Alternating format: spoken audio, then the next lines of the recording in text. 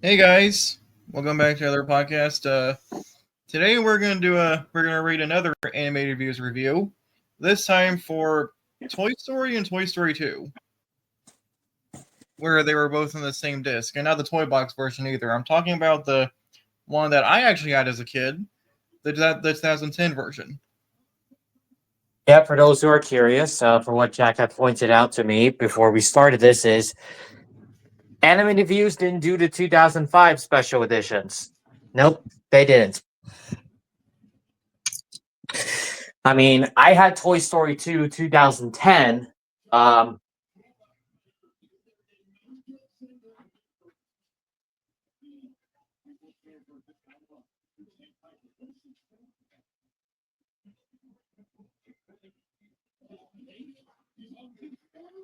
What?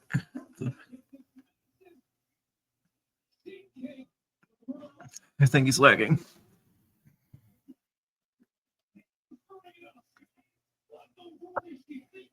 Here we go. I got it right here. And yeah,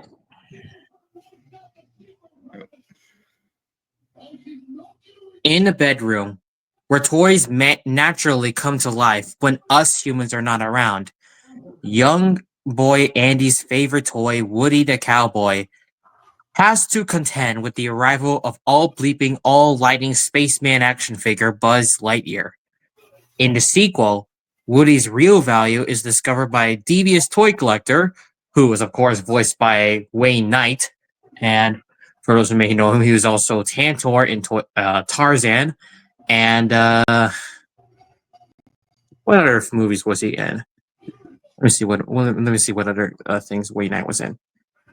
Oh, Jurassic Park as well. I can't forget that. And Space Jam. Huh.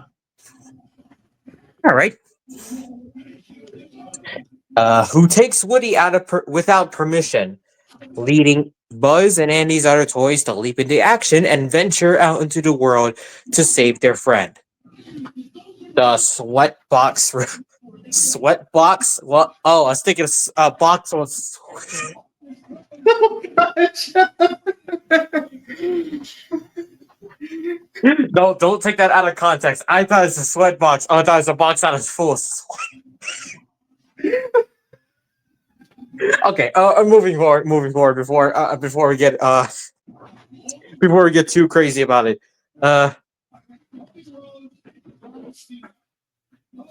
we have okay. There are no two ways without it or about it.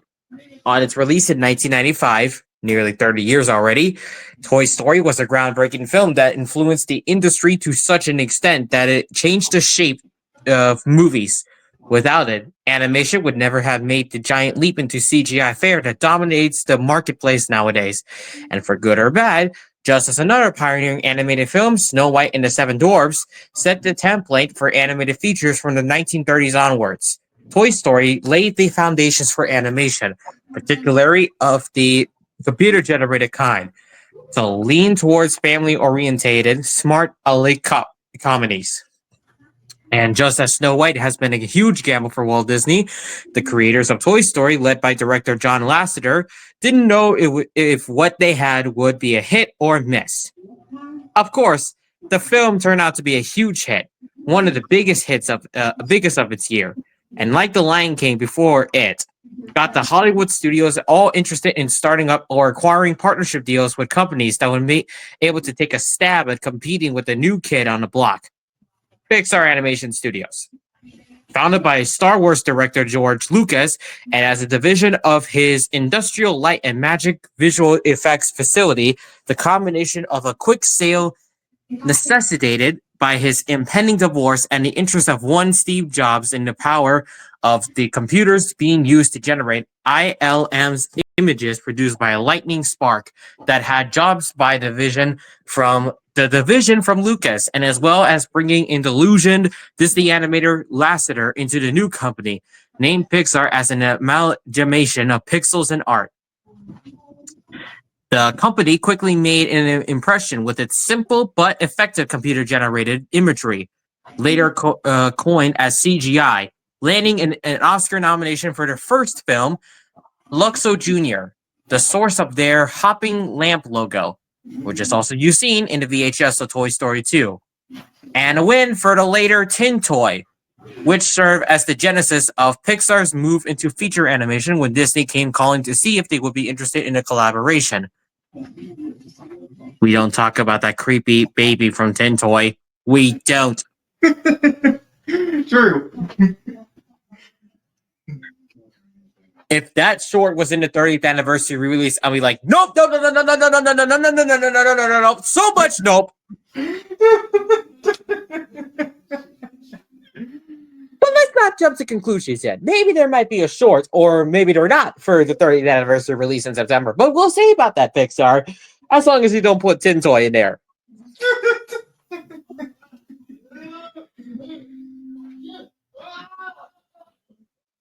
Anyway, the Disney of the early 1990s was on a roll. The Little Mermaid, Beauty and the Beast, and Aladdin had made animation cool again. And A Nightmare Before Christmas showed the studio was also interested in pushing boundaries. Ah, yes, that Tim Burton movie.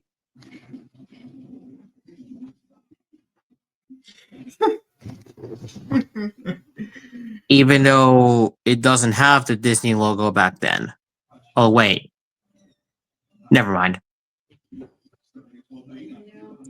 Oh, it is. Oh, it's not directed by Tim Burton. I thought it was. But it was produced by it. And the poem is also by him anyway. But, all right. I think we're getting off track. Anyway. Pixar already had an association. Many of the CG backgrounds in the traditionally animated films and the studio's caps process had been collaborative efforts. But the leap to the feature-length film was a risky proposition that Pixar initially avoided.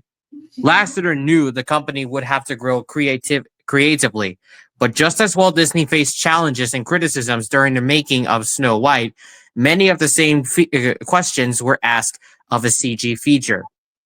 Would audiences sit for an hour and a half of this new style of animation? Would they be able to relate to characters that were not potentially animated but not photoreal either? Would they be able to withstand the super sharp, super smooth surfaces and hyper-real coloring? Of course, the answers to these questions didn't matter. Lasseter and his young Pixar team knew that the success of this film lay in the two important factors that had been imprinted on their DNA at Disney's story and character. It may have taken a while to nail the now trademark Pixar touch in these regards. Why I say legends? The film was initially a road movie, but after a disastrous screening for the Mouse House Brass, who were putting up the financing, it became more focused on the interplay between Woody and Buzz, which has since become a Pixar staple, but the results were never in doubt. For a second, I thought you were going to mention the disastrous Black Friday reel. Please don't tell me you are Animated Views. Like, don't remind me, please and thank you.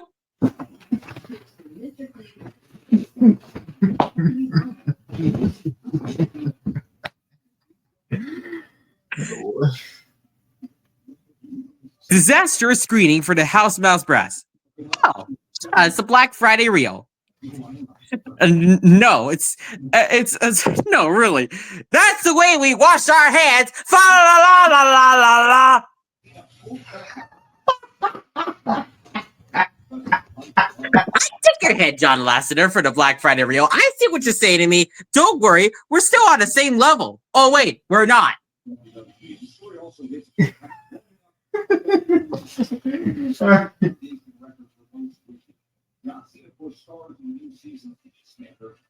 Anyway, from the opening frames, which on this release had been unfortunately toyed with, see the video comments below, Toy Story was going gangbusters to present something new to audiences. From newly three-dimensional Disney Castle logo, and in particular, the different approach to the song sequences. Instead of breaking into song, the character's inner monologue is represented through the music of Randy Newman, Lasseter's favorite singer and songwriter, responsible for some of the most noteworthy scores of recent times. He brings his now recognizable Midwestern Americana feel to the music, and especially in the songs, which break tradition in the way that others would follow in other Disney films. Some of Newman's music may sound self-referential at times. In particular, the opening, You've Got a Friend in Me, a plea into relationships that takes on multiple symbolism over the two films, is a little too close to I Love to See You Smile from Parenthood, the two songs' arrangements being almost interchangeable. So you're saying that song inspired You Got a Friend in Me? I never...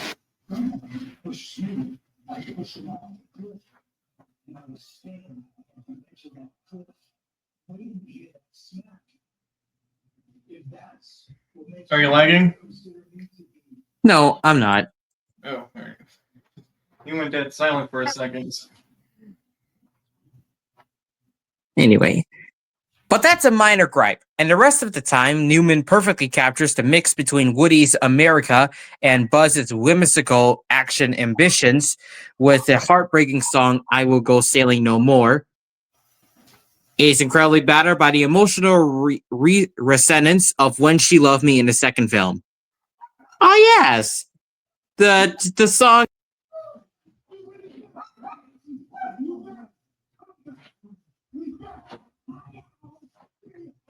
I don't know why my dog's barking. This new approach is also matched by the characters and plot. Fairly simple and perhaps relying a little too much on its characters in retrospect, but hitting home all the same.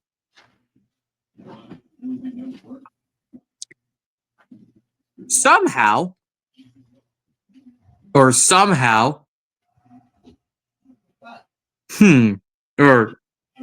the characters come through with a little more rounded personality than might have been the case in animated fare before. Though chiefly this is the result of a little cheat, the hiring of instantly recognizable personalities that help to provide more context to their roles.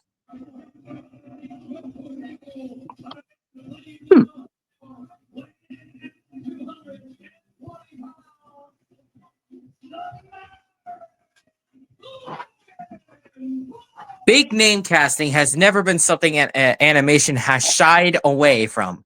Even Disney back in the 1930s provided an alternate outlet for the hugely popular radio personalities of the day. Star names had also been sought for roles over the years by other studios, but it wasn't really until Robin Williams stepped into Aladdin's lamp to provide the voice of the Magic Maniac. Why did I say Maniac? Get your head together, Duke. Get your head together, please. Anyway, the voice of the Magic Maniac Genie in Disney's 1992 film that bona fide superstars began to be considered for such parts. I wouldn't say Genie is a maniac, but I'd say that Robin Williams was a maniac for giving us so much funny comedy that makes us want to lose our heads off. In some way, this was because animation had been seen as a niche market, but the huge critical success and grosses for Beauty and the Beast and Aladdin, not to mention the ongoing residuals from burgeoning home video releases, made voiceovers for animation a much more attractive offer. Actors could come in for a few weeks to run up the lines without makeup or costume and be rewarded for years to come. Although this led to a series of high-profile stunt castings, Toy Story ran with the idea, producing a test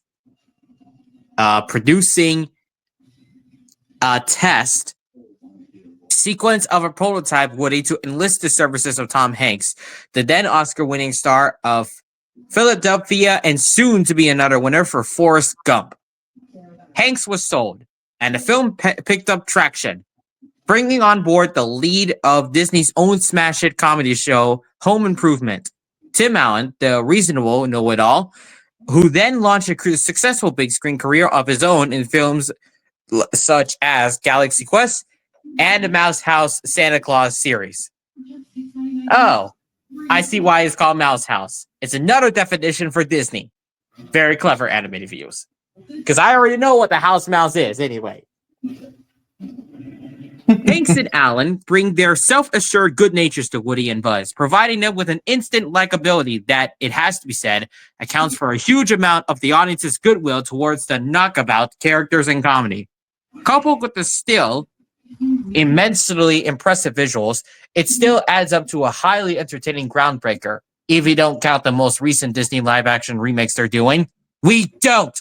Yeah, we don't. I'm sorry about the way you yelled. Indeed. If there's one important animated film of the past 20 years, or should I say 30, that can rightfully be labeled a true classic, it's Toy Story. A film that, to repeat, is most celebrated line soars to infinity and beyond. Oh, har, har, har, very funny. Less than 5 years later, or should I say 4, because it was 1999, anyway, the Pixar team were able to do it all over again, and actually better, for the inevitable Toy Story 2. Ironically, the film went through the same torturous story process as the first film, being intended originally for Disney's popular direct-to-video pipeline that sequelized the studio's most successful films. Toy Story had proven to be an enormous success, and Disney, still the dominant partner in their partnership with Pixar, quickly cashed in with a series of spin-offs.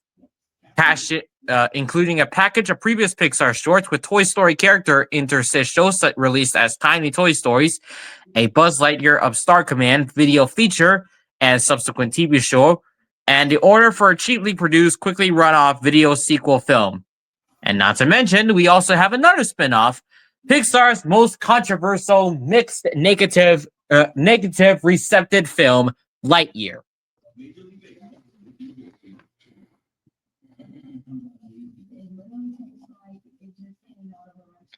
All because most of the people out there are the H word. Mm-hmm. It was partway through the development of the project when original director Lasseter reviewed what the team had resembled in rough form. That production was halted and the storyboards reworked to pitch the film back to Disney as a theatrical film. Proving their commitment to the project, Pixar would invest, as they had done with the film released with between these two films, A Bug's Life, half to the financing, taking equal screen credit with Disney and half of the proceeds.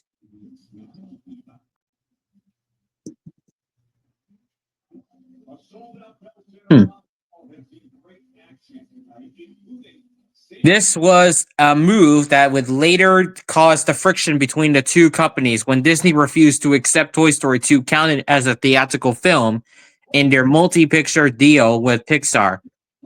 Though, as of course, all eventually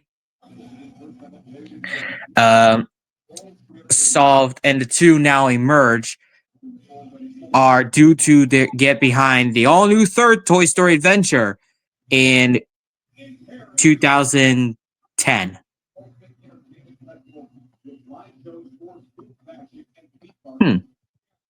They're all going to have to be going.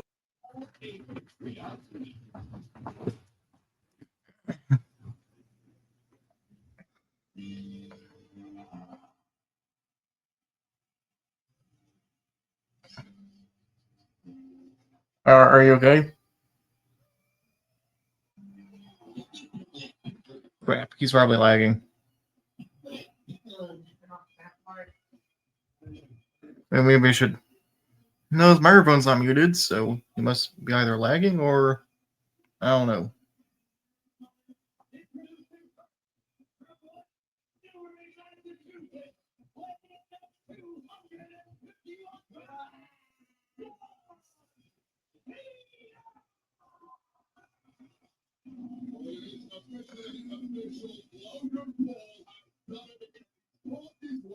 All right.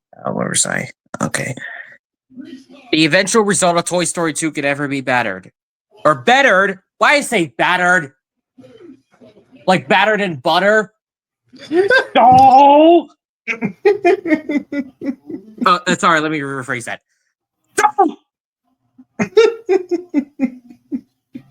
In animation terms, sequels didn't used to come along every day. And at that film, the film, after its troubled stop-start production, quickly became known as The Godfather Part 2 or The Empire Strikes Back of animated films, is pure and simply down to the writers being freed of the DTV pitfalls and able to run with their wildest ideas.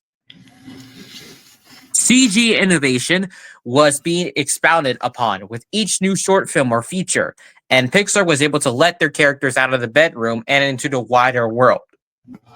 And this time, everybody naturally wanted to be a part of it, including toy makers. Mattel, who had declined to let their own star Barbie in on the fun of the first film, though we're all too happy to feature her prominently this time around. Actually, The Empire Strikes Back is a good title to invoke in talking about Toy Story 2.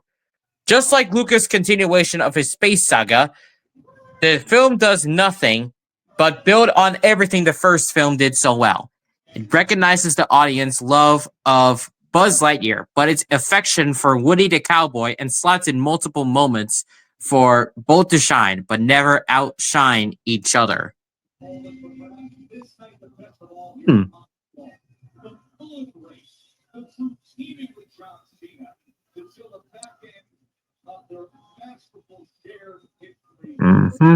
But never shine, as well as introducing new characters, including one that complements both heroes perfectly and provides both the emotional heartbeat of the film and as an enthusiastic female that girls can connect with.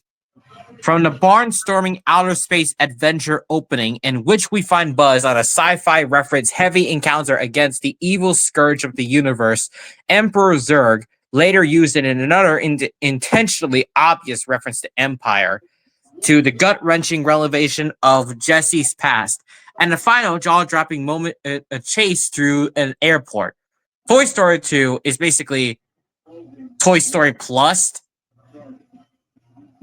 Nope, I got nothing. But anyway, even though it's a good 10 minutes longer than the first film, it's full of economic storytelling, and again, some wonderful characterizations. All the major players are back to voice them, including Hanks and Allen, who, on the posters that proclaimed that the toys are back in town, got actual above of the tile billing. A rarity in animation all the time, at the time, but yet another aspect of name casting that's all too overused now.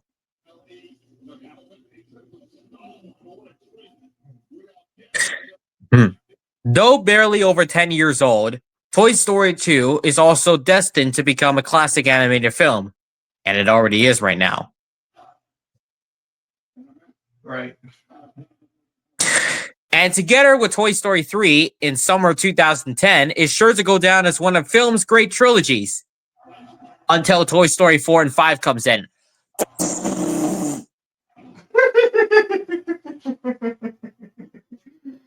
Pixar, why can't you just let Toy Story end for a little bit?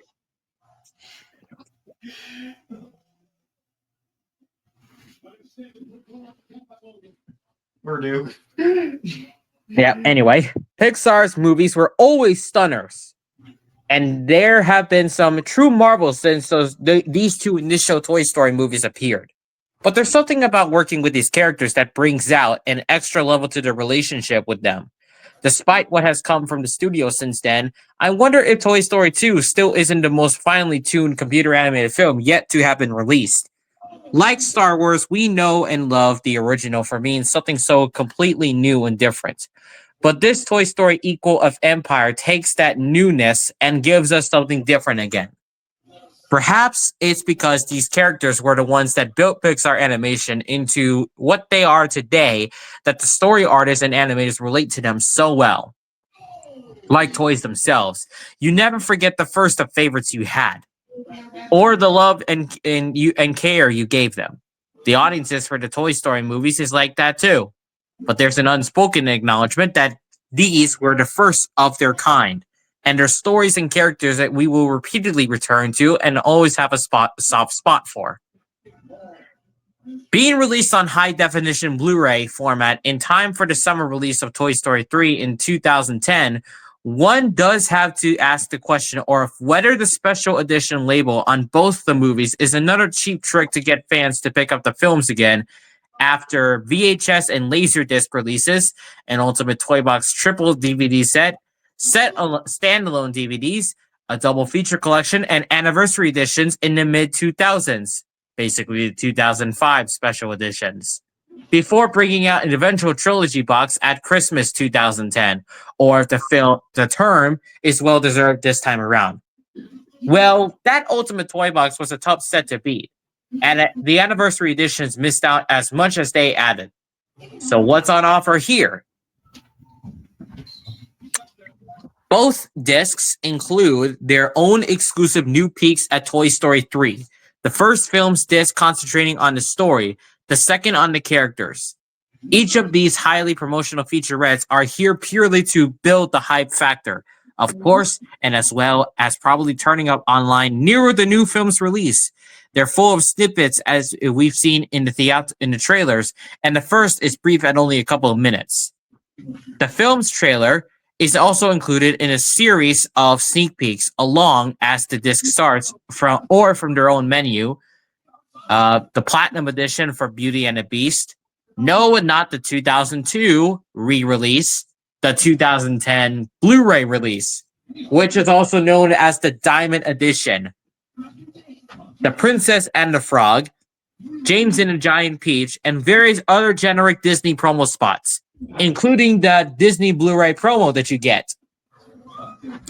The rest of the Toy Story disc promises a selection of all new features, and although they draw on material previously seen, there's still enough to entice those with the old supplements, most of which have been retained in full as well, meaning that this is as a comprehensive a collection of Toy Story mania as one could hope for. Of all the new bonus features, much it is brief and fluffy, beginning with Buzz Lightyear mission logs, Blast Off, a 3-minute and 27-second look at the NASA space station launch that has a film link via the Lightyear figure seen floating through various spots. Of more interest, though still loose in Toy Story film terms, Paths to Pixar introduces us of a number of Pixar veterans and the personal journeys that they took before landing their roles at a studio. A handful of studio stories are next. Continuing the Pixar family theme, and John Lasseter's car recounts the humble death box car the director of Toy Story drove at the time of the film's making. Studio Stories, Baby AJ, tells the very amusingly of AJ Reeby's lengths he went to in order to win the studio's Halloween costume contest.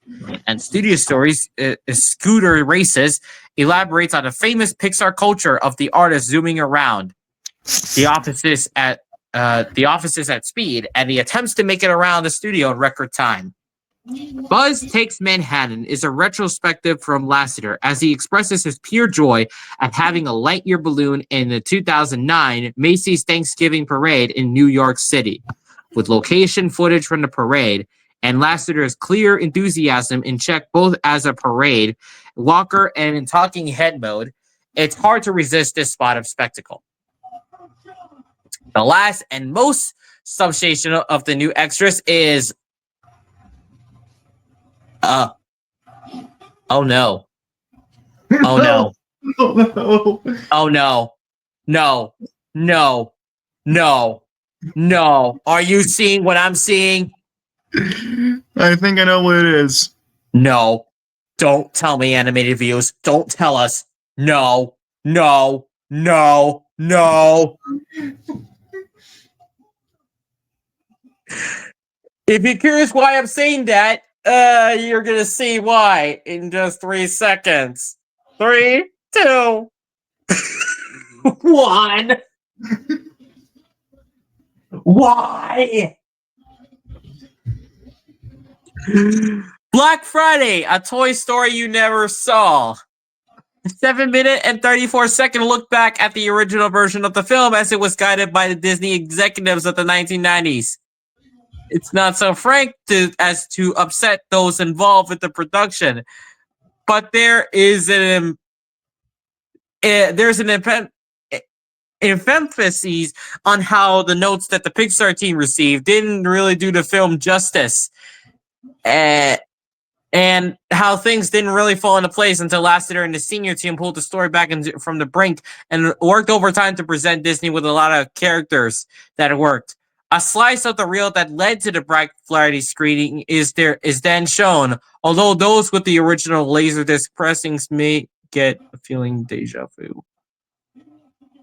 You just had to mention Black Friday reel. Why? Pixar, why would you add it in 2010? Don't tell me you added it in 2005, please. They don't. Oh, thank God. Pixar, you really like to get in my nerves about the Black Friday reel.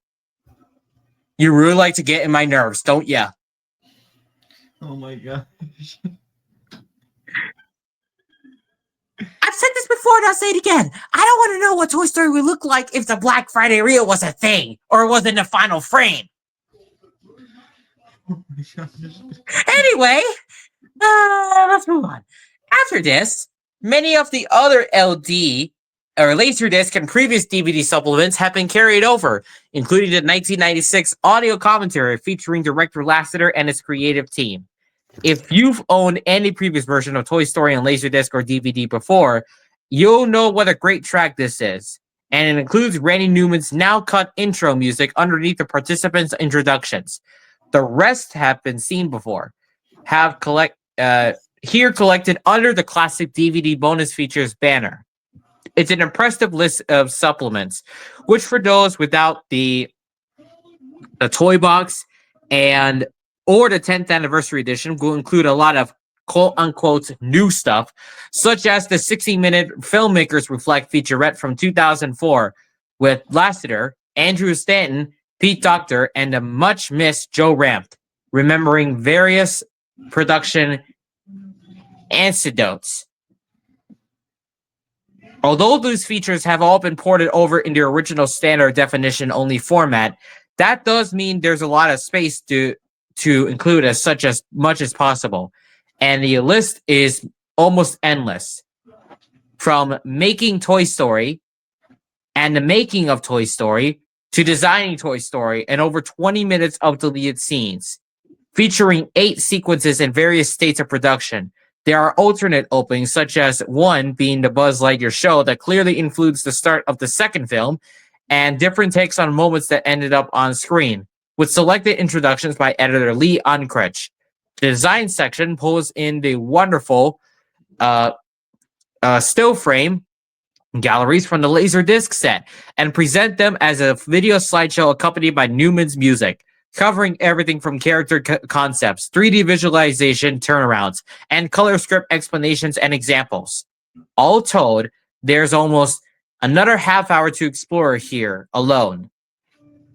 In story, we get to see the pitch for the Green Army Men scene, Andy's new Toy Story reel, and a storyboard to film comparison for the chase sequence, adding up to almost 14 minutes in total. There's also another 14 minutes to be found in production, including a out-of-sync look at the stages of animation, layout tricks, and a sometimes hysterical Toy Story Around the World multi-language reel. In music and sound, you'll find Randy Newman's You Got a Friend in Me featuring Lyle Lovett, a discussion on designing sound with Skywalker Supreme Gary Radstrom, and a complete set of Randy Newman's song demos.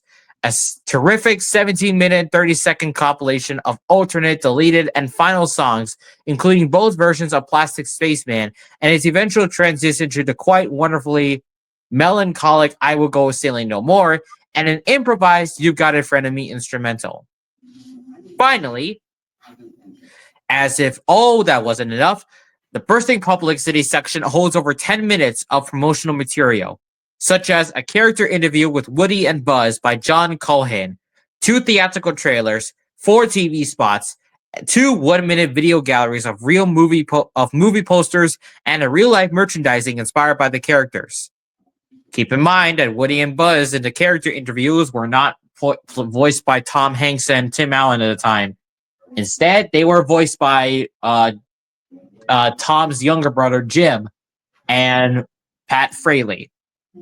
But if that wasn't enough, the section ends with no less than 15 Toy Story treats, aka the shorts that you've seen that were served in bumpers for Saturday morning on ABC, with each running up between a few seconds and a couple of minutes depending on their content.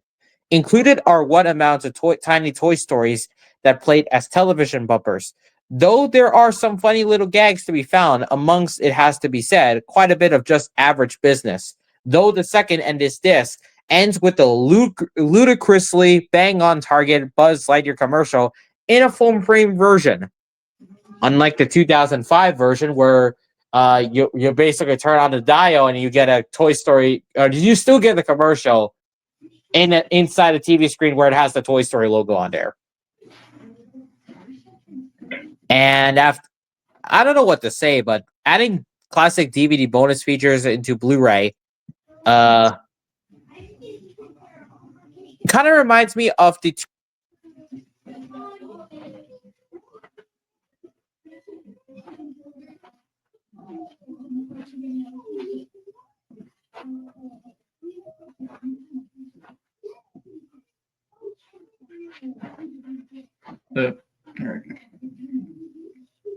It reminds you of what? Yes, he gives me a message. That's the only thing that's lagging me.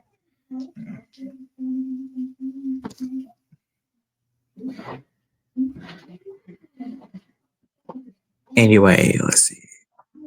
The Toy Story 2 disc naturally begins with the same selection of previews and its own Toy Story 3 sneak peek, this time a little more in depth at 4 minutes.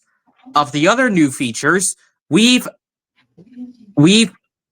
another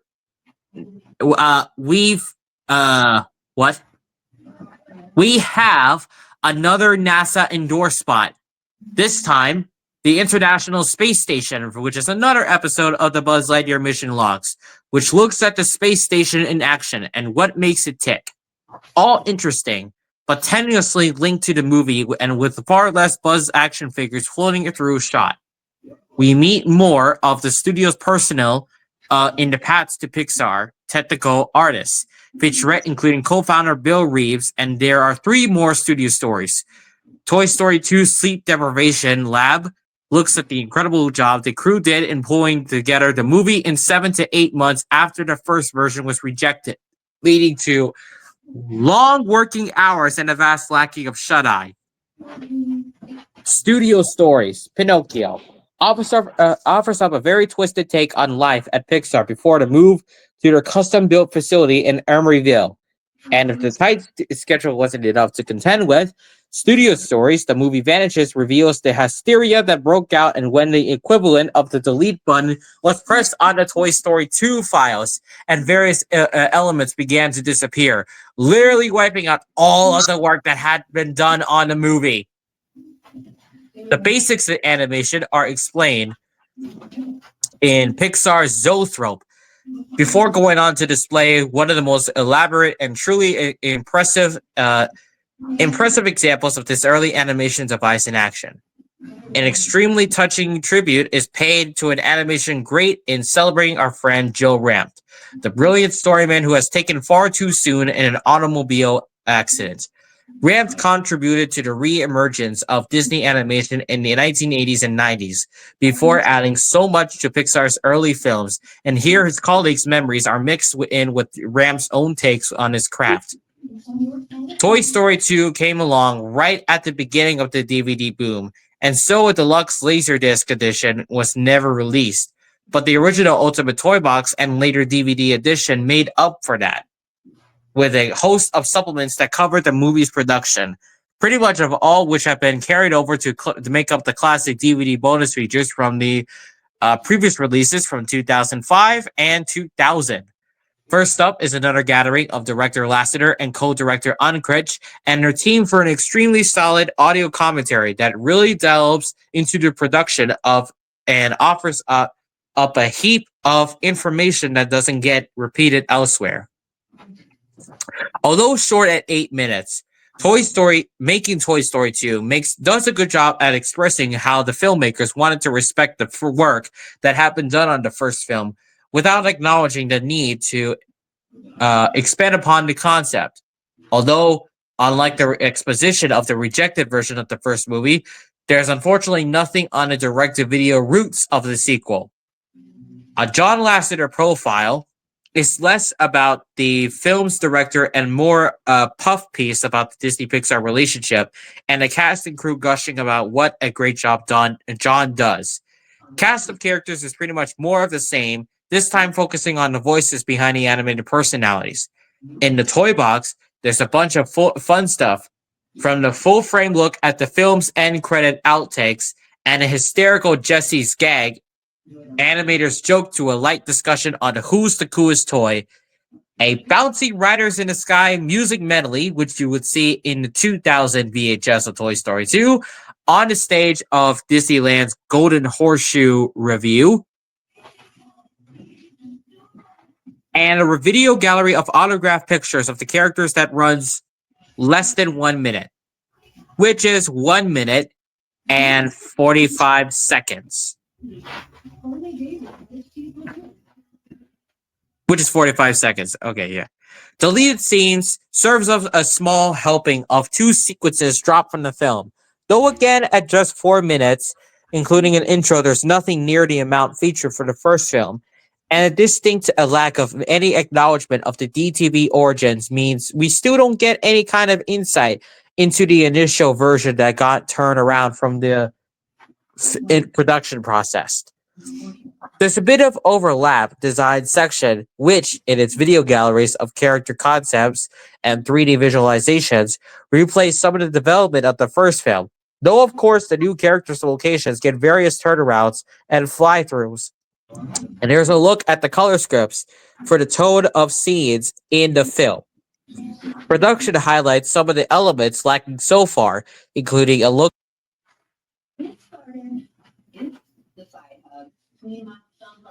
may start at age 9. HPV vaccination, a type of cancer prevention against certain HPV-related cancer, can start then.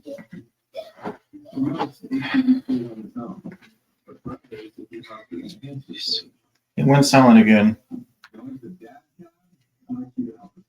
Appeared as a one world anthem for release around the globe. Huh. I never knew Toy Story 2 had an international version. Well, only most of it is the same except Buzz's speech, of course. All in all, this collection of clips plays for a total of 13 minutes and 41 seconds. There's more alternate soundtrack elements in music and sound. A 14-minute and 8-second collection of clips that include Gary Radstrom speaking again about his work on the second film, a discussion of Randy Newman's songs, and another Woody's Roundup music clip. An audio demo for Jesse's song, as it was initially titled, has Newman capturing the tear-jerking nature of When She Loved Me's music and lyrics. Finally, in the selection of Public City materials, there's another character interview with Woody and Buzz, 2 theatrical trailers, including the hilarious Little Green Aliens teaser, 4 TV spots, and a 1-minute video gallery of movie posters. The section ends with a fun 19-second baseball Woody clip that has the Cowboys serving up a curveball right into camera, bringing this disc to a close. One could make the point that not every supplement from the Laserdisc Ultimate Toy Box or 10th Anniversary Editions have been ported over to Toy Story 1 and 2 Blu-ray debuts. But there's very little that had been left out, which isn't to be found elsewhere.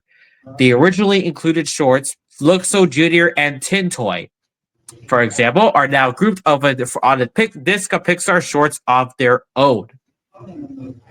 Of course, real collectors will probably hold onto their Laserdisc and toy boxes anyway, but there's a ton of stuff here that should please everyone, even if it would have been neat if the compliers had gone the extra mile and converted what footage could have been recreated.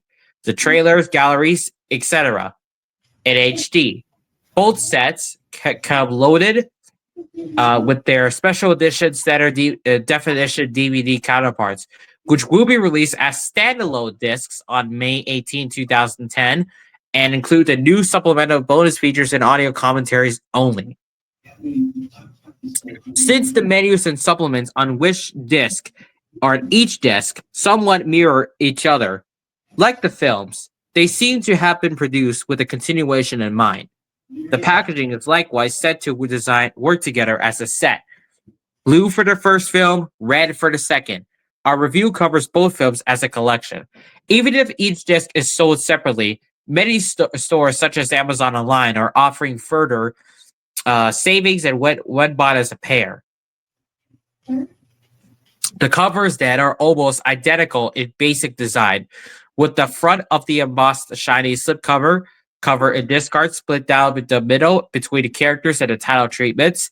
Under the slip, the sleeve reproduces everything again, and inside the standard Blu-ray cases, there are various movie reward code inserts for Blu-ray, upcoming product, and in the Toy Story 2 case, a movie ticket voucher to see Toy Story 3, which is unfortunately invalid because Toy Story 3 was already out anyways. But naturally, each case also holds the bundled-in DVD along with the Blu-ray, although despite both formats and the fact that this is supposedly a full-featured combo pack, it's nevertheless interesting to note that Disney isn't entirely behind the digital copy offerings for some of their most notable films. Snow White missed the opportunity to include an expected combo pack Disney file disc, and now both Toy Stories forego the extra disc, as if Disney were reluctant to give away too much of the crown jewels, or maybe just save them for Steve Jobs' Apple iTunes exclusives. No matter, these discs are no great loss, although hopefully the debut of Toy Story 3 towards the holidays will match these cover treatments. Recently given a digital reconstruction for its third 3D theatrical reissue late in 2009, the original Toy Story appears on Blu-ray for the first time in an all-digital transfer. Given the recent nature of the cleanup from the original film digital files, the results are nothing short of spectacular, and just as expected, the image quality is essentially as good as a brand new computer-generated film. My only gripe is that the original opening of the film has nothing short of ruined to place the new Disney Castle and Pixar logos on the front, totally scrapping Randy Newman's intro music, which, very obviously, as heard underneath the 1996 Laserdisc audio commentary, ported over here, could have accompanied the Pixar logo, at least rather than coming in with a very amateurish cut. Toy Story 2 doesn't suffer nearly as much. The result of the Pixar logo always being there on the original release, and looks, dare I say it, even better, thanks not only to a more elaborate design and production, but also due to the theatrical reissue. It doesn't hurt that the film was also lauded for being the first to have been produced and directly delivered digitally on original release either. That now includes the end credit on outtakes on screen. Unlike the special edition and the 2000 release, both films pop up the screen with a depth that many mistake for 3D anyway, and both make for contemporary classic demo material.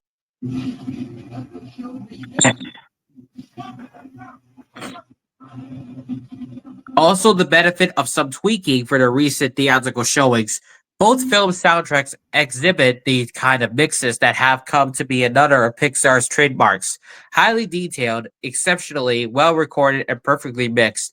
The studio's relationship with George Lucas continues today through the top-end tracks produced at Lucas' Skywalker Sound. And although the THX badge of approval that adorned previous Laserdisc and DVD releases isn't a requirement in the new Blu-ray world, you can be sure those levels are well reached here and actually surpassed.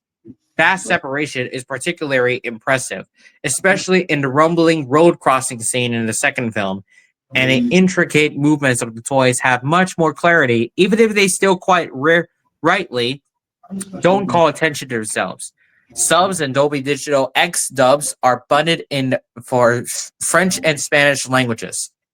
It could be well argued that these two Blu-ray debuts and DVD discs are nothing more than an attempt to remind audiences about what we loved about the Toy Story characters, so that we will all rush out and see the third film in 2010, or this summer, I mean. But both discs, despite their really annoying chopping about the opening of the first film, are so all-encompassing in their treatment that it would be hard to think of what could have been added, even if another release joined by its threequel could be around at the corner for the end of the year. Pixar have been quite cautious with their conversions to Blu-ray, choosing to go with a mix of new and old supplements that pretty much nail things on the head before moving on. So, although it might be prudent to wonder if further editions could be on that chances are just as sure that this is it for Toy Story on a Blu-ray, at least for now. If you want to wait for and see if these discs turn up with the third film in a new cardboard box, go ahead. But for now, we've been given as nice as a helping of new extras as could be hoped for, a fairly complete archive of classic extras, and the films presented more pristinely than ever before. Play nice. Oh, har har.